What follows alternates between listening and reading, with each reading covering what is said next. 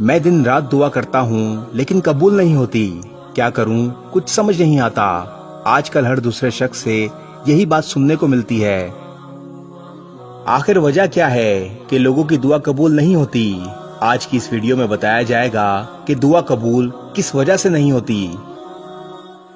دعا کی قبولیت کی کچھ شرط ہیں جن کا دھیان رکھنا ضروری ہے۔ ہم ان باتوں کا اہتمام اپنی دعا میں نہیں کرتے۔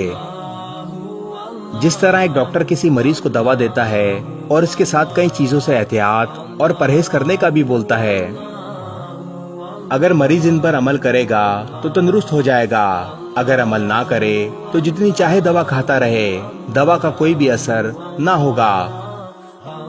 اگر مریض دوا کے ساتھ ساتھ ڈاکٹر کی بتائی ہوئی احتیاط پر عمل کر لے تو جلد سے صحتیاب ہو جائے گا۔ دعا کی قبولیت کی بھی اسی طرح چند شرائط ہیں جو قرآن و سنت سے حاصل ہوتی ہیں۔ جب تک ان شرائط پر عمل کرتے ہوئے دعا نہ کی جائے تو دعا قبول نہ ہوگی۔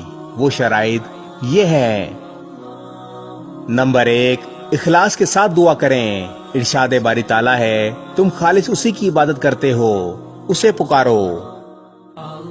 نمبر 2، حرام سے اجتناب۔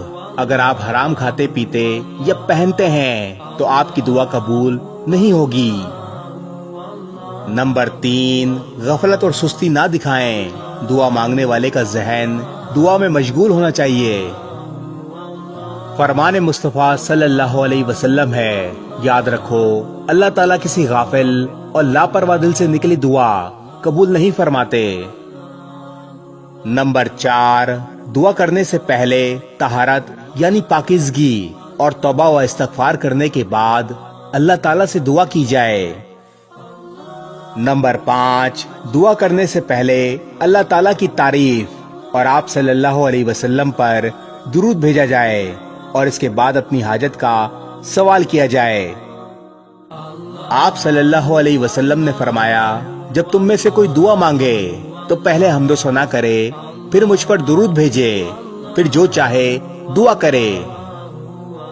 نمبر 6، سجدے میں دعا کا اہتمام کرو، کیونکہ سجدے میں دعا کی قبولیت کا امکان ہے۔ نمبر 7، افضل وقت میں دعا کرنا بھی دعا کی قبولیت کا باعث ہے، جیسے عرفہ کے دن یا رمضان المبارک کے مہینے میں دعا کرنا۔ بالخصوص رمضان المبارک کے آخری 10 دن اور ان 10 دنوں میں بھی طاق راتیں اور شب قدر زیادہ افضل ہیں۔ اسی طرح سحری کا وقت، جمعے کا دن، اذان اور اقامت کا درمیانی وقت بھی افضل اوقات میں شامل ہیں۔ نمبر 8، گڑ گڑاتے ہوئے اور بار بار دہراتے ہوئے دعا کرنا۔ آپ صلی اللہ علیہ وسلم کو یہ بات پسند تھی کہ 3 مرتبہ دعا کرنا اور 3 مرتبہ استغفار کرنا۔ نمبر 9، جلد بازی سے پرہیز کریں۔ جلدی کی گئی دعا میں تاثیر نہیں ہوتی۔ اور نمبر 10، ارشاد باری تعالیٰ ہے، اور تمہارے رب کا فرمان ہے کہ مجھ سے دعا کرو، میں تمہاری دعاؤں کو قبول کروں گا۔ سچے دل، لگن اور توبہ کے ساتھ کی گئی دعا کبھی رد نہیں ہوتی۔ اللہ پاک ہماری دعاؤں کو شرف قبولیت بخشے اور ہم پر اپنا فضل نازل فرمائے، آمین۔